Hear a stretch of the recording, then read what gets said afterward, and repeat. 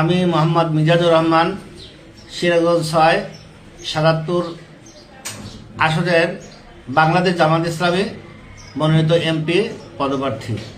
আমি গতকাল আমার একটি বক্তব্য সোশ্যাল মাধ্যমে প্রচার দেখে আমি অত্যন্ত বিস্মিত হয়েছি, যা অত্যন্ত দুঃখজনক।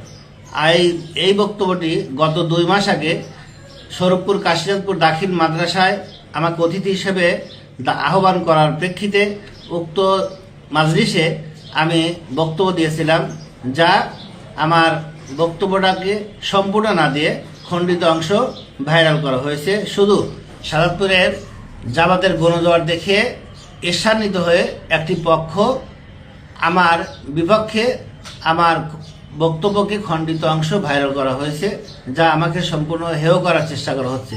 তাই আমি আমার দেশবাসীকে আহ্বান জানাবো, যাতে আমার খণ্ডিত অংশ না দেখে, মন্তব্য না করে পুরো অংশ দেখে আমাকে সহানুভূতি করার জন্য সকলকে অনুরোধ জানাচ্ছি।